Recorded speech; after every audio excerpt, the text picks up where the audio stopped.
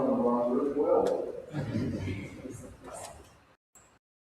Join me in 2 Samuel chapter 11. 2 Samuel 11. Great to see you this morning.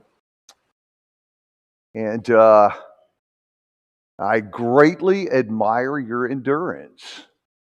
I was thinking this morning that for a lot of you, this is the 6th day and the 11th sermon.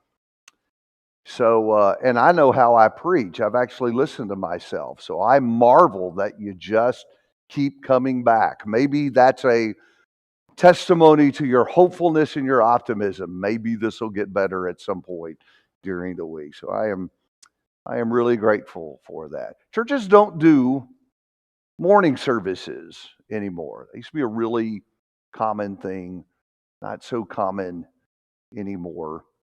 But every once in a while, I get to do this with a group of people, and though it is more work, I've just found that it is such a really, really pleasant time that I've had when I've had a chance to do this. So thank you so much for coming. You've been a big encouragement to me in these morning segments.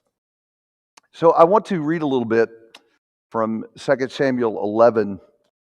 You can just leave your Bible laying open there. We won't go anywhere else today. I just want to kind of work down through this text and invite you to think with me about this story. So chapter 11 and verse 1 says, "Then it happened in the spring, the time when kings go out to battle, that David sent Joab and his servants with him and all Israel, and they destroyed the sons of Rabbah and destroyed the sons of Ammon rather, and besieged Rabbah. But David stayed at Jerusalem. Now when evening came, David rose from his bed and walked around on the roof of the king's house. And from the roof he saw a woman bathing. And the woman was very beautiful in appearance. So David sent and inquired about the woman, and one said, 'Is this not Bathsheba, the daughter of Eliam, the wife of Uriah the Hittite?' David sent messengers and took her, and when she came to him, he lay with her. And when she had purified herself from her uncleanness, she returned to her house." I wonder about the next morning. I wonder about that moment when Bathsheba leaves David's bed. I wonder if David felt guilty. I think he just had to. Don't you imagine? He is a good man. And I wonder if he imagined this is over. Yes, I blew it, I messed up, but she's gone, and this is done. How wrong that would have been. Over the last few decades, a lot of churches have embraced the idea that our services need to be more visitor friendly. Maybe you've heard that language before. And that doesn't just mean be nice to people who come, because I would agree with that. I think that's a good idea. I think we need to do better about that. I think sometimes we tend to be very family oriented, a good thing, but to the exclusion of outsiders who come in among us, which is a bad thing. Be nice to visitors is a really, really good thing for us to ponder. That is not what a visitor-friendly service is all about. A visitor-friendly service is based on the premise that we need to be sure that when we come together, we don't say or do anything that an outsider might find offensive, right? Because if they're offended, they won't come back and our crowd won't grow. won't grow. And so a lot of churches have bought into that philosophy and have worked really hard in everything they do, from the way that they do their music to the way they do their preaching. We want visitors to leave happy so they will come again. There are some consequences that have followed because of that. For example, over the last several decades, that thinking has had a rather dramatic impact on preaching. For example, preaching about sin and preaching about the consequences of sin, preaching about hell has disappeared from American pulpits. I listened to a denominational guy who was talking about working in a seminar with a bunch of denominational preachers. And he said, I asked the group, how many of you have, watch this now, have ever preached a sermon on hell? Not in the last year or the last 5 years or the last decade. He asked these guys, how many of you have ever preached a sermon on hell? And he said, not one guy in the room raised their hand. They had never preached on it. In fact, down where I live in Houston, we have a pretty well-known denominational preacher who I think is recognized throughout the country for the fact that he doesn't ever want to talk about sin.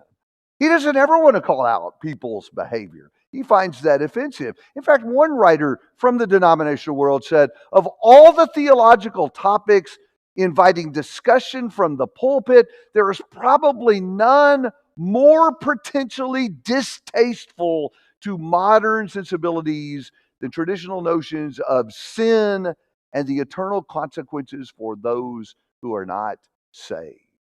You hear it? It's just distasteful. So we don't talk about it anymore.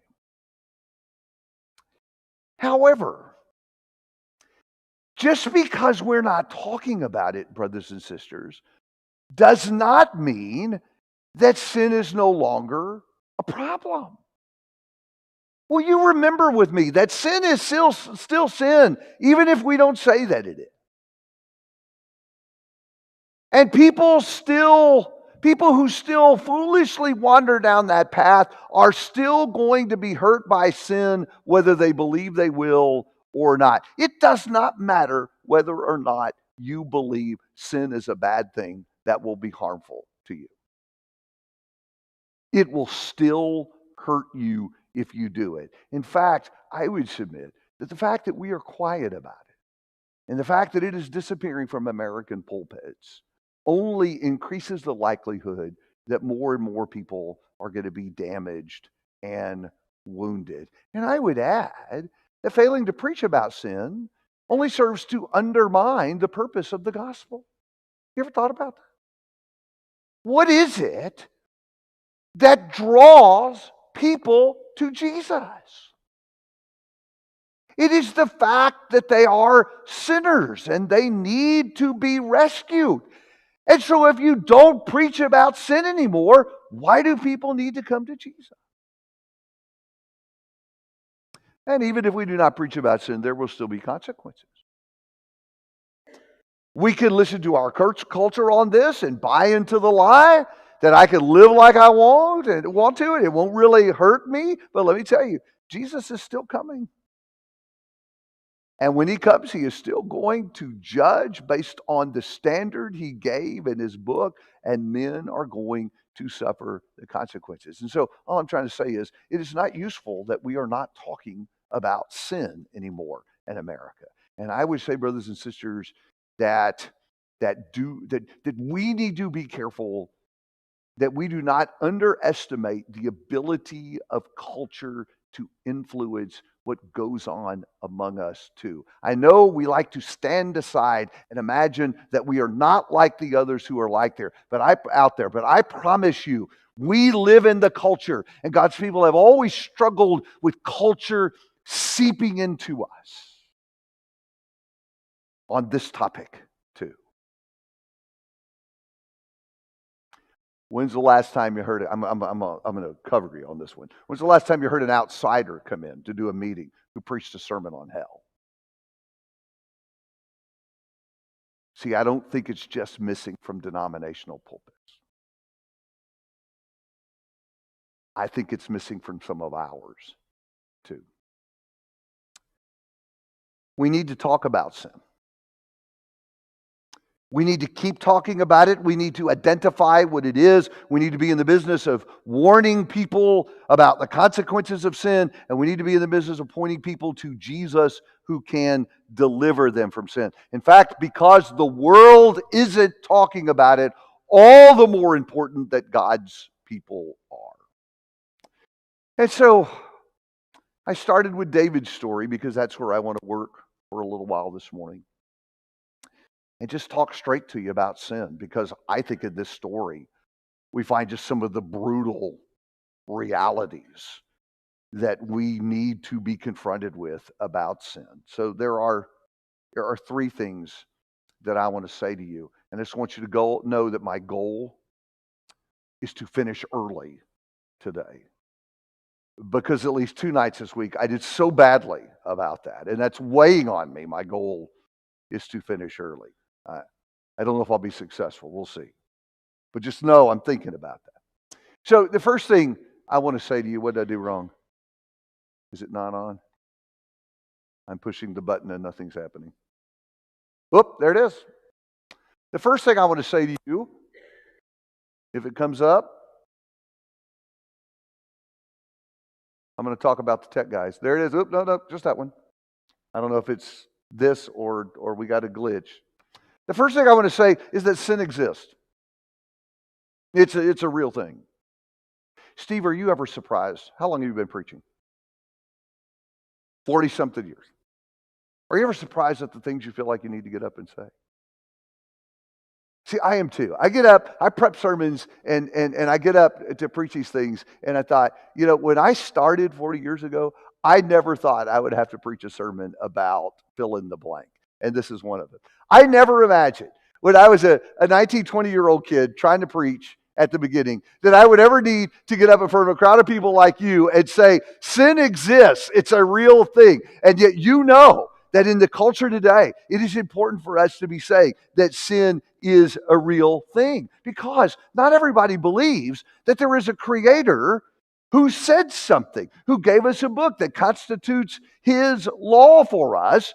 And so as a consequence of that, when we don't follow that law, we can sin. In fact, there's a sizable portion of our culture that doesn't operate with those fundamentals. It doesn't have that worldview.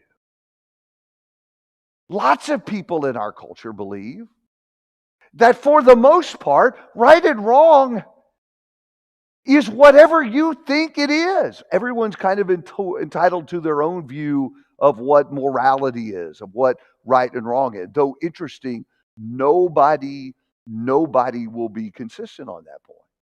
They're okay with you figuring out right and wrong until your right and wrong starts messing with them, right? And then suddenly their position on that changes. Our culture insists that we tolerate every person's moral choices. And what they mean by tolerate is that we accept them as equally valid. Your truth is no better than my truth, right? And we certainly shouldn't be standing in church buildings, talking to crowds, and saying someone else's behavior is wrong. To do that is judgmental and not like Jesus. Though I'm confused if there is no right and wrong, or if I could have my own right and wrong, why is it wrong for me to judge you? I mean, folks, it's the lack of logic and reason that we talked about yesterday. So, I want you to go back to David's story. We started at the beginning, right? With the sin, or one of the sins. I want to go to the very end now. After David tries to cover it up, after the cover-up leads to murder, after he takes Bathsheba to be his wife, you know the whole sordid tale, right, that follows through. But at the very end, the last sentence in my Bible of chapter 11 is, the thing that David had done was evil in the sight of the Lord. I think that's the most important sentence in the chapter. And not just because of what it sort of says on the surface. It's because underneath that statement are just some really vital implications that undergird the point that is on the slide. So, first of all, underneath that statement that the thing that David had done was evil in the sight of the Lord is the fact that there is a creator. And that's important, brothers and sisters.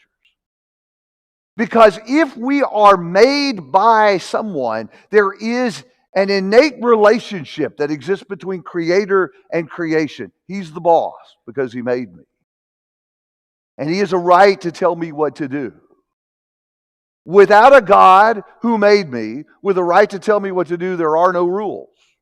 Everyone has an equal voice. Everybody can have their own morality. What makes the difference in the Christian worldview is our belief that we were made by someone who has a right to rule in our life. Someone who said something. Someone with a right to say something, to lay down the rules. By the way, this is all back in the early chapters of Genesis. Critical Bible chapters that lay down the fundamental pieces of our worldview. And so, with regard to David's story, the Creator had said something about having sex with another man's wife and then killing him to cover up a crime. In fact, in David's covenant, that's in the preamble. That's the 10 Commandments. God started by hitting both of those sins, right? But notice also that God not only gave this law, but he gave the law with the expectation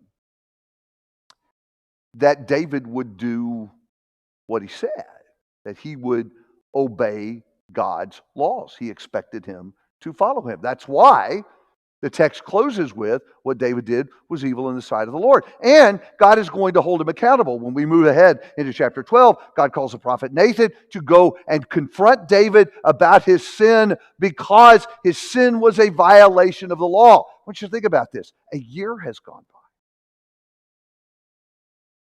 And don't you know by now, David is thinking, oh, that's way in the rearview mirror. That is way behind me. David may be trying to forget about it and put it in the past. God has not forgotten about it. And David's going to have to deal with this. And there were consequences. And so God starts laying those out in chapter 12. All the grief and the suffering that would come pouring into David's life because of his sin. And so now we've added this extra piece. There was the moment, there was the pleasure when he and Bathsheba came together. But I'm going to tell you something, folks. The consequences of that choice mapped out through the rest of David's life just hang like an ugly shadow over the rest of his journey until his death. He never recovered from that moment of failure. It haunted him and his family through the rest of his life. And all of a sudden, that moment of pleasure, however good it was, is totally out of balance with the grief, the suffering, the family troubles that came into his life. It is not a pretty picture. Here's the thing that I want to say to me and you. The principles that are at work in David's sin in 2 Samuel 11, these are the principles that are at work in our life too. We are God's creation. He's the boss. He has the right to tell us what to do. And he's spoken to us. You've got your book this morning, right?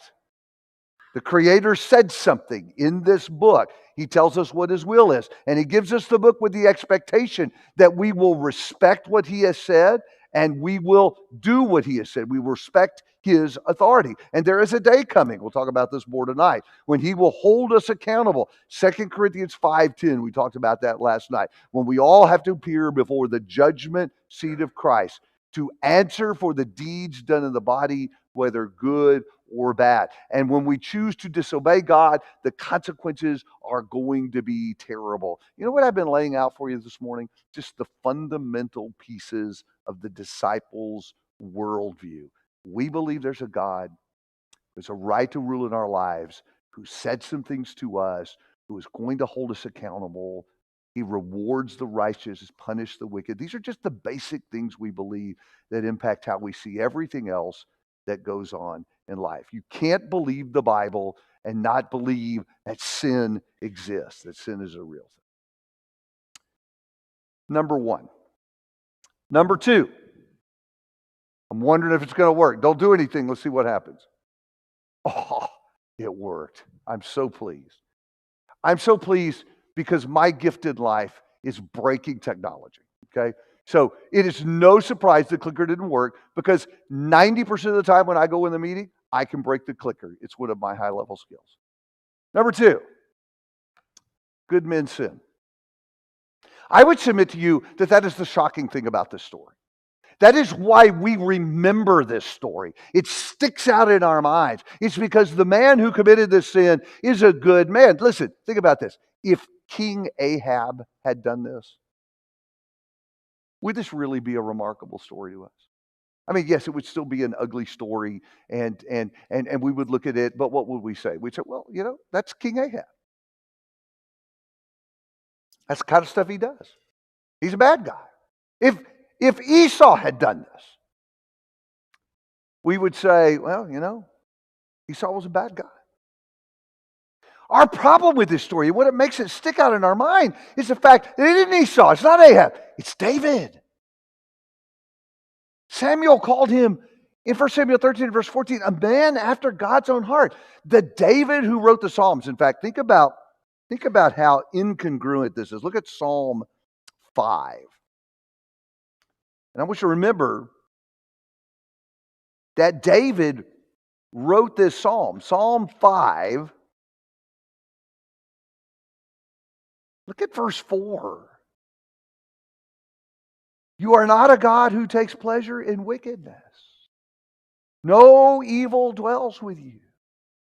The boastful shall not stand before your eyes. You hate all who do iniquity. You destroy those who speak falsehood. The Lord abhors the man of bloodshed and deceit. But as for me, by your abundant loving kindness, I will enter your house. At your holy temple, I will bow in reverence for you. And listen, folks, I don't think what that psalm is saying is that David is a fraud. I don't think that's put on. It's inspired by the Spirit. I really do think this is the man that David is. I think David is legitimately a good man. But boy, he doesn't look good here, does he? I mean, this isn't just a stumble. It's not like he got jammed up and told a lie. I mean, this guy has sex with another man's wife.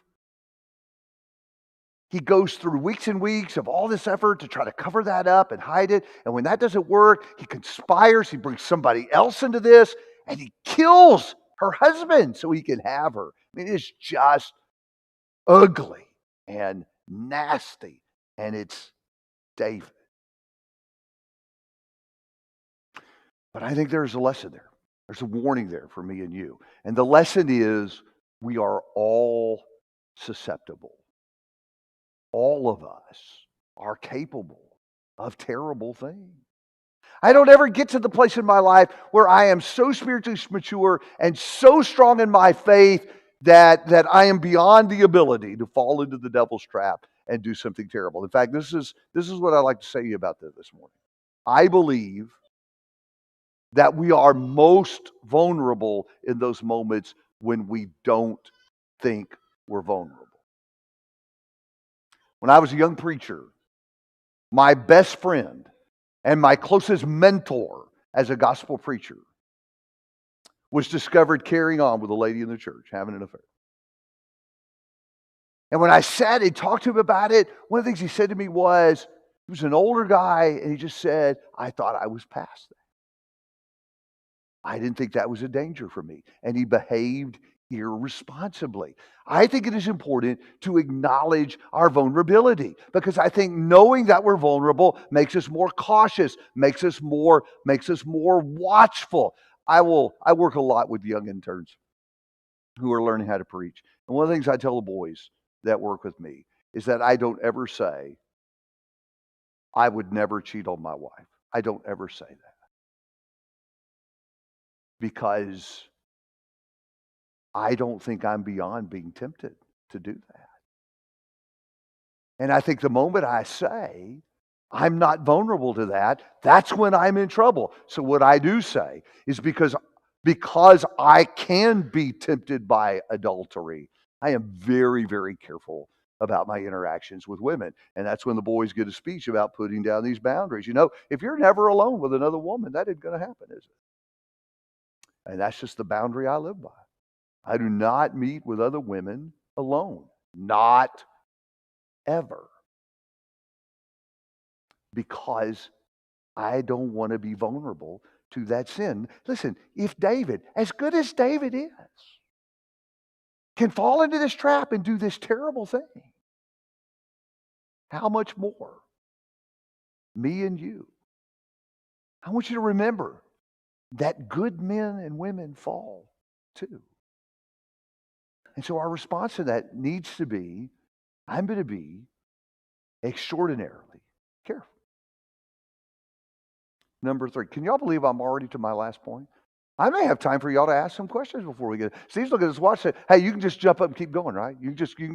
We'll tag team this morning." My last point is that sin starts out small. That's the other thing I want you to take away from this story.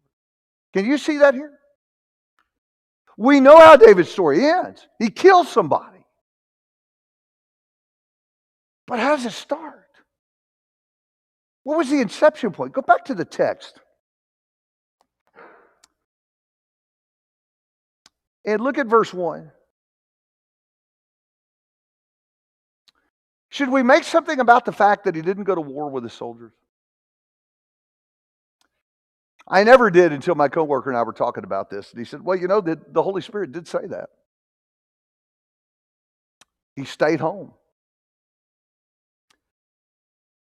Is part of the problem that he was at a place he shouldn't have been? He wasn't doing what he should have been doing? I don't know. You can think about that. But then in verse 2, David rose from his bed and walked around on the roof of the king's house. And from the roof he saw a woman bathing. I have listened to people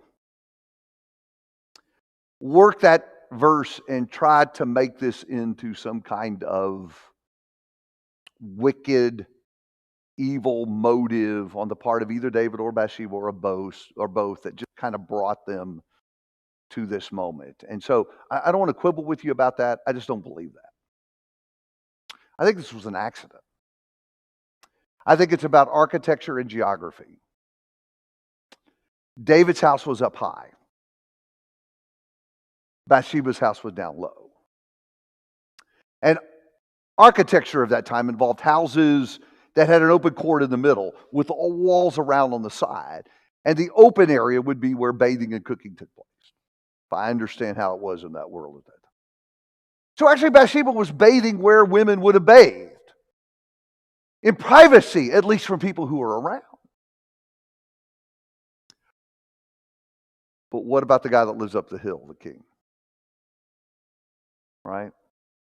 And so I think David stumbles across a scene that he wasn't supposed to see. And sometimes that happens to us. Sometimes how that we wind up into sin. We stumble into something unintentionally, not looking for trouble. We just ended up there. And so David has a decision to make.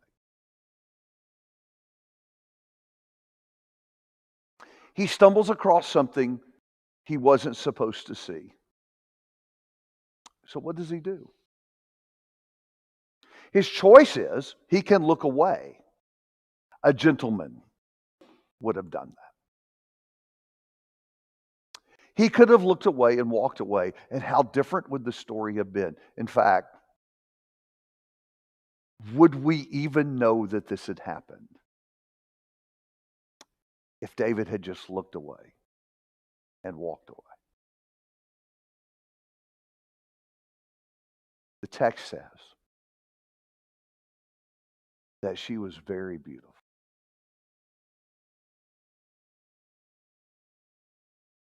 And he chose to keep looking. And when he looked, he lusted for her. He becomes consumed with her. He starts inquiring about her. Verse 3. Find out who she is.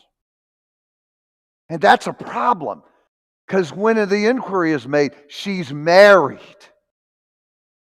He doesn't have a right to her. She belongs to another man. And I think what's going on is that once lust has started to smolder in his heart, that fire's hard to put out. The brain is amazing things, brothers and sisters. We don't ever forget anything. And I know the crowd, I'm talking to you. Some of you are thinking, you just don't have enough gray hair, buddy. You just wait. You won't remember some things. No. We have trouble retrieving things, right? But we don't forget anything. It's stored away in the mind. And so in the mind of David now, there is a file labeled Bathsheba. It's there forever. He's going back and he's accessing it again and again and again. And now that lust is boiling. And he doesn't care that she belongs to somebody else. She's someone else's wife. He sends for her. And they commit adultery.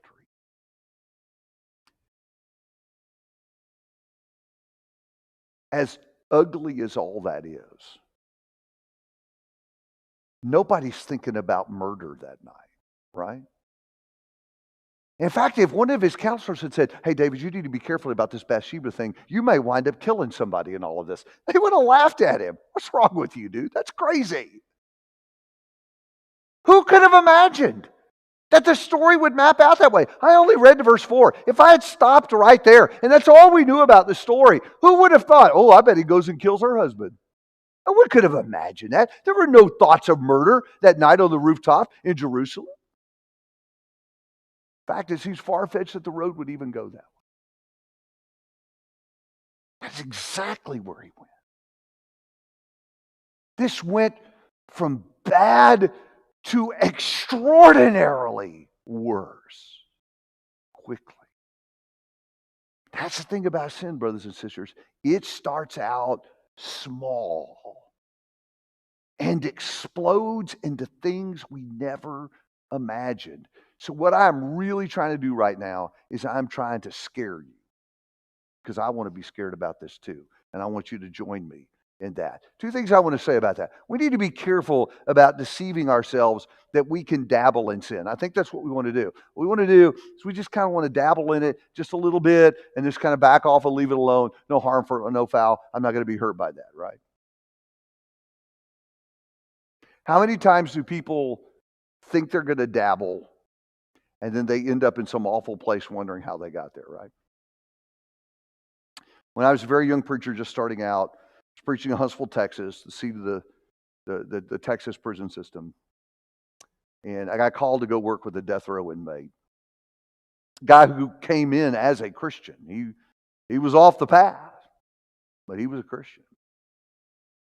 And I remember him telling me that when he first got brought to prison, he was put in his very first cell in the state prison. He said, I could still hear it in my ears, the sound of the big iron doors slamming closed behind me. And he said, I buried my face in my hands and I wept. And he said, I asked myself, how did I ever get here? To death row.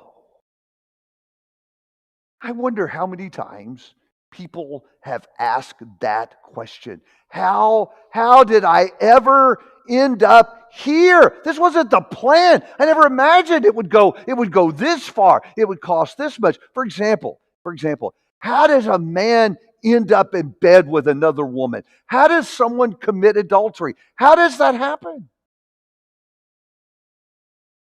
I can tell you exactly how it happens. Somewhere back there, he crossed a line. He had a flirtatious conversation with another woman that he knew he shouldn't have. And he thought, it's just one conversation. No harm, no foul. And he started down that road. So what am I trying to do? Guys, I'm trying to get you scared to death about having the first conversation. Don't do it. Don't cross the first line. I know a young man, a young college student, who is serving a decade in federal prison for child pornography. A young Christian man sent to jail because he was trafficking in child pornography. How does someone get to that place? A guy not even out of his teenage years trafficking in child pornography. How does that happen? I'd say exactly how it happens. Somewhere back there along the line, he stumbled across or chose to pull up an image he knew he shouldn't look at, and he crossed the line. And I tell you what he did. He looked at it, it stirred lust, that's a powerful emotion, and then he clicked the image and closed it, and he felt guilty about it, but he had crossed the line. And it pulls us in deeper and deeper. That's where it started. I got to tell you, folks, this is what really irritates me about people who say to our young people that or talk dismissively about the idea that drinking is no big deal. Y'all ever heard that before? Oh, come on. The Bible doesn't say it's wrong to have a beer or two. I get so frustrated with that. I get frustrated with that, brothers and sisters, because I have spent time with the people at the end of that road. And can I just say, before you start mouthing off to other people, maybe within earshot of some of our young people, that there's nothing wrong with a beer or two, you spend some time with the people at the end of the road before you say that. Because I've been with the destroyed lives, and I've been with the broken families, and I've seen the guys whose lives have been consumed by the bottle. You know what I tell people? I say, don't take the first one. Don't start down that road. Be afraid to go down that road. Do any of y'all ski? I do not ski. I love the mountains, but I don't go in winter because it's freezing cold, and I don't ski. Now, that doesn't mean I haven't tried skiing. I have. And the reason I do not ski is because I was never able to master one of the skills that is required to ski. I never figured out how to stop. And if you haven't done skiing before, let me just say that stopping is important when you're skiing. And if you do ski, do not come up to me when we're done this morning and say something like pizza or slide. I did all the stuff I was supposed to do with my skis that my trainer said make you stop, and I was still barreling at breakneck speed down the bunny slope about to die. I didn't stop. So for whatever reason, maybe it's genetic, it doesn't work for me. I will tell you though, it is a terrifying thing to be sliding down an ice-covered hill and not be able to stop. I did find one way that you could always stop. And no, it's not hit a tree. It's fall down. I was really good at falling down and crashing. I could do that. That's where we are when we start. When we dabble. When we say, I'm just going to mess around with sin a little bit. We've wandered out onto that ice-covered hill. And we're flying down and we can't stop. And we don't know where this is going to go. And we don't know what the consequences are going to be. Someone says, it sounds like you're trying to scare us. Yes, you got the point. I think we ought to be terrified about wandering out onto sin's slippery and uncertain slope. Dr. David Russell made this interesting observation when he was commenting on one of the moral scandals plaguing one of the politicians a few years ago. He said, temptation only works if the possible futures open to you are concealed. Consequences, including those of Judgment Day, must be hidden from view or outright denied. And I think there you see the work of the devil. That's what he does. He wants us to live in the moment. That's what David was doing that night on the rooftop. All he cared about was how he felt right there, right in that moment. Man, if he had just picked his head up a little bit and thought about the future, maybe a different choice. And so what I am urging you to do is embrace the fear. When you are tempted, pick up your head and look down the road and ponder the possibilities. Where might this go? Where could this lead? What could the consequences be? Be afraid of sin. What's the old saying? It takes us further than we plan to go, keeps us longer than we plan to stay, and costs us more than we ever think we'll have to pay. That's the truth about it. Can I tell you one more thing about sin? Because that was kind of dark, wasn't it?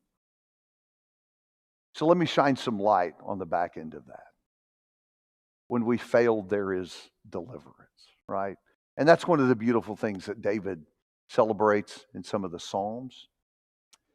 The fact that though he had done this terrible thing, he served a God who was willing to forgive him. I wish we had time to go on into chapter 12 and to watch David's response when he's confronted by the prophet. Do you remember that? I can tell you what he doesn't say. Who told you that? How do you know that, Nathan? He doesn't say, well, Bathsheba was taking a bath outside. He doesn't say that. She shouldn't have lured me. He doesn't say, well, I had all these people in my house and they knew what was going on and nobody stepped in. You know what David does when confronted by the prophet? He said, I've sinned. You know what God does? He forgives him. So, if you've done that, if you foolishly wandered out into the hill and you've now out on the hill and you've plummeted down and you've made a mess and you've got your face in your hands saying, how did I ever get here? Here's the good news. Look up. Because your Father's waiting for you to come back home. And he's eager to forgive you. And so we're going to sing a song because maybe someone in the crowd needs that. And we'd love to help you with that. Most important, the Father would love to welcome you back home. So if that's your need, you can let us know by coming to the front right now while we stand, while we sing.